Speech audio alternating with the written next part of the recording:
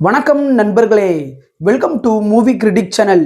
இன்னைக்கு நம்ம பார்க்க போற திரைப்படம் ஆக்ஷன் ஹீரோ ஜெட்லியோட கெரியர்லயே ஒன் ஆஃப் த பெஸ்ட் மூவியான 2005ஆம் ஆண்டு வெளிவந்த அன்லீச்டு படத்தோட ரிவ்யூ பத்தி தான் தெரிஞ்சுக்க போறோம். இந்த படத்துக்கு டேனி த டாக் அப்படின்னு இன்னொரு பெயரும் இருக்கு. ஒரு மனிதனை சின்ன வயசுல இருந்து ஒரு வேட்டநாய் மாதிரி வளர்த்தனா எப்படி இருக்கும்? வாங்க படத்தோட கதை என்ன அப்படிங்கறத மேலோட்டமா தெரிஞ்சுக்கலாம். படத்துல ஜெட்லியோட பேரு டேனி. அவரை ஒரு பெரிய கேங்ஸ்டர் என்ன பண்றாருன்னா, சின்ன வயசுல இருந்து கூண்டுல போட்டு அடைச்சோம், கழுத்துல பெல்ட் போட்டோம், ஒரு வேட்டநாய் மாதிரி வளர்த்துறாரு. ஜெட்லி கழுத்துல இருக்கிற பெல்ட் எப்ப கலட்டப்படுதோ அப்ப ஜெட்லி தன்னுடைய எதிரிகளை அடிச்சு உதச்சி துவம்சம் செய்வாரு. ஒரு நாள் ஜெட்லி தன்னுடைய ஓனரை பிரிகிறாரு. இதுக்கப்புறம் ஜெட்லி சாம் அப்படிங்கிற ஒரு கண் தெரியாத இசை கலைஞரை சந்திக்கிறாரு. அந்த இசை கலைஞரோட குடும்பம் ஜெட்லி மேல நல்ல அன்பு செலுத்த ஆரம்பிக்கிறாங்க.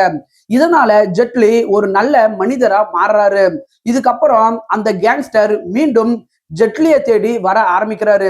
இதுக்கப்புறம் ஜெட்லி கழுத்துல மீண்டும் பெல்ட் மாட்டப்பட்டுச்சா இல்ல ஜெட்லி மீண்டும் ஒரு மனிதரா ஜெயிச்சாரா அப்படிங்கிறது தான் படத்தோட மீதி கதையே.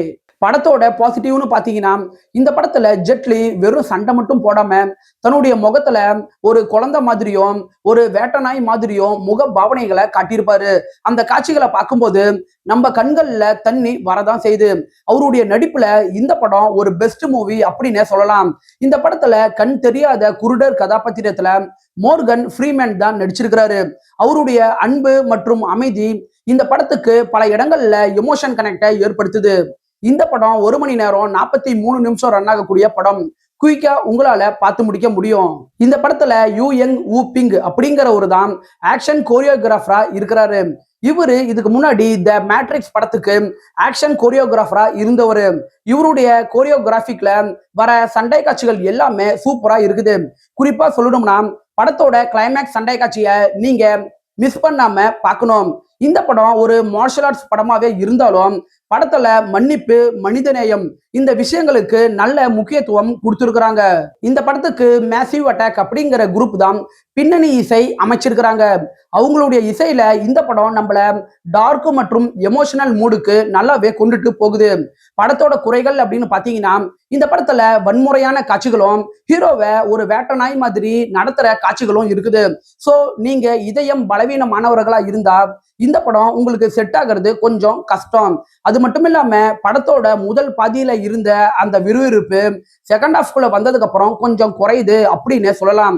படத்துல வில்லன் கதாபாத்திரத்துக்கு இன்னுமே இவங்க கொஞ்சம் முக்கியத்துவங்கள் கொடுத்திருக்கலாம். படத்தோட கிளைமேக்ஸ்ல வர சண்டை காட்சிகளை பார்க்கும்போது கொஞ்சம் லாஜிக் மிஸ்டேக்கை உங்களால ஃபீல் பண்ண முடியும். ஓவராலா இந்த படம் உங்க டைமுக்கு ஒருத்தான ஒரு சூப்பரான படம் தான் இந்த படம். 10க்கு 6.9 ரேட்டிங் கொடுக்கலாம். இந்த படம் தமிழ் டப்பிங்ல கிடையாது. அதை நான் தெளிவா சொல்லிடுறேன். படத்துல அடல்ட் கண்டென்ட் இருக்குது. ஸோ தனியாவே பாருங்க. என்னுடைய ரிவ்யூ உங்களுக்கு பிடிச்சதுன்னா மறக்காம லைக் பண்ணி சப்ஸ்கிரைப் பண்ணுங்க. நான் அடுத்து போடக்கூடிய வீடியோஸ் மற்றும் ஷார்ட்ஸ் உங்களுக்கு உடனே வரும். உங்களுடைய கருத்துக்களை கமெண்ட்ல பதிவிட மறந்துடாதீங்க. நாம வேற ஒரு வீடியோல சந்திக்கலாம். அது வரைக்கும் நன்றி, வணக்கம்.